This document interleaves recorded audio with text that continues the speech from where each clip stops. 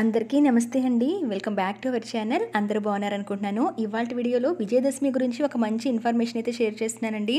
విజయదశమి తిథి ఎప్పుడు ప్రారంభమై ఏ రోజున ముగుస్తుంది, ఈ విజయదశమి పండుగ ఏ రోజున వచ్చింది, ఈ రోజు మనం చేయవలసిన 3 ముఖ్యమైన పూజలు ఏమిటి, మనం పాటించవలసిన నియమాలు ఏంటి, నాన్ వెజ్ తినవచ్చా, ఇలా ఎన్నో విషయాలను ఈ వీడియోలో షేర్ చేస్తున్నానండి. ఎక్కడా కూడా స్కిప్ చేయకుండా చూడటానికి అయితే ట్రై చేయండి. అలాగే ఈ దసరా నవరాత్రులకి సంబంధించి అఖండ దీపాన్ని ఎలా వెలిగించుకోవాలి, కలశం పెట్టేవారికి అయితే కలశం ఎలా పెట్టాలి, అలాగే పూజా విధానం ఏమిటి, నిమ్మకాయల మాల గురించి ఇలా ఎన్నో ఇన్ఫర్మేటివ్ వీడియోల్ని నా ఛానల్లో అప్లోడ్ చేస్తూ వస్తున్నాను.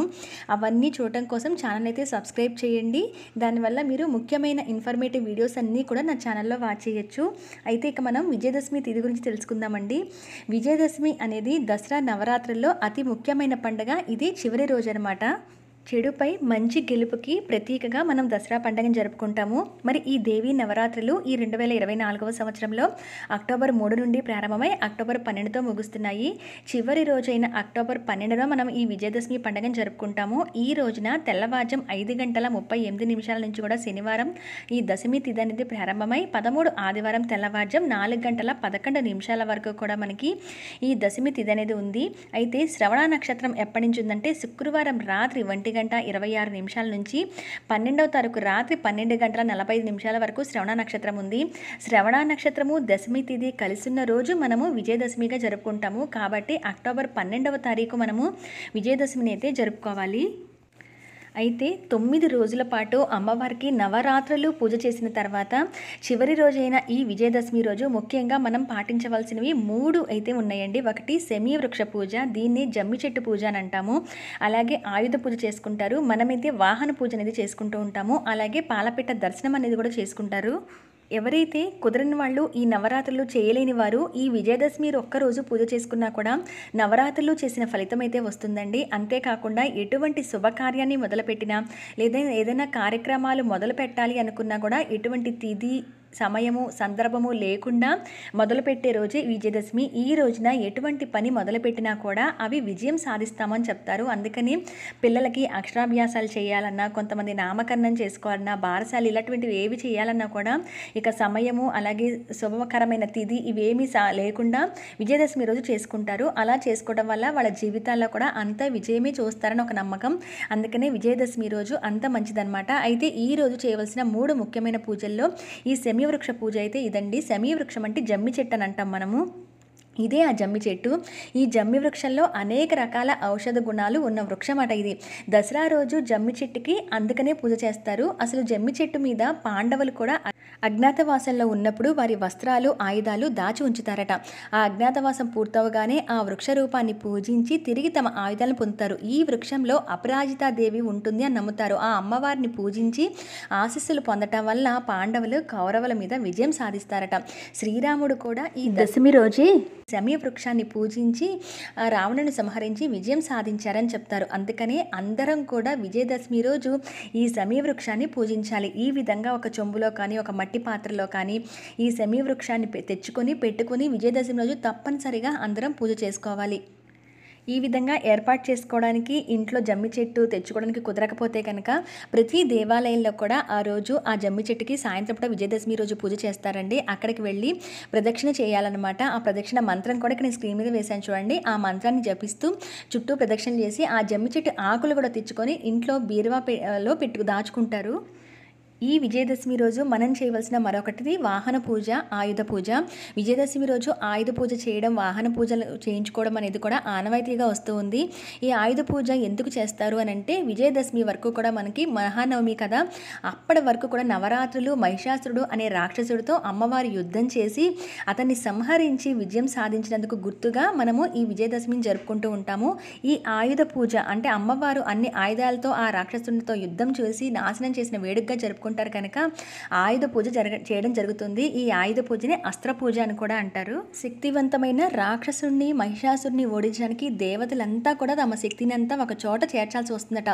దుర్గమ్మ 10 చేతులతో కనిపించి ఆ 10 చేతులతో ఆయుధాలతో దర్శనమిస్తుంది. దుర్గాదేవికి మహిషాసురుడితో యుద్ధం చేసి 9 రోజులు కూడా భీకర యుద్ధం జరుగుతుంది. 10వ రోజున ఆ దుర్గామాత మహిషాసురుడు అనే రాక్షసుని సంహరిస్తుంది కనుక అమ్మవారు చేపట్టిన ఆ అన్ని ఆయుధాలని కూడా గౌరవించాల్సిన సమయం వస్తుందట. రాక్షసుడి మరణం తర్వాత ఆ ఆయుధాలన్నీ కూడా దేవతలకి దగ్గరికి చేరాయి.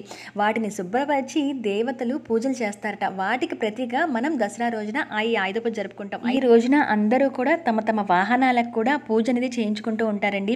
ఏదైనా దేవాలయాల దగ్గరికి వెళ్ళటం కానీ, అలాగే ఇంట్లో పూజ చేసిన నిమ్మకాయలు, ఈ 9 రోజులు పూజ చేసిన నిమ్మకాయల్ని ఆ బండికి కట్టుకోవడం కానీ, ఏదైనా దేవాలయ దగ్గరికి వెళ్ళి అమ్మవారి గుళ్ళకి వెళ్ళి అంటే శక్తి స్వరూపాలైన గుళ్ళకి వెళ్ళి తమ వాహనాలకు కూడా పూజ చేయించుకుంటూ ఉంటారు. అయితే విజయదశమి రోజు ఎప్పుడు ఏ సమయంలో మొదలుపెట్టినా కూడా అది అత్యంత అద్భుతంగా విజయం సాధిస్తాం కనుక ప్రత్యేకంగా చేయించుకోవాలి. అంటే ఒక విజయ ముహూర్తం అనేది కూడా ఉంటుంది కదండి ప్రతిరోజు కూడా.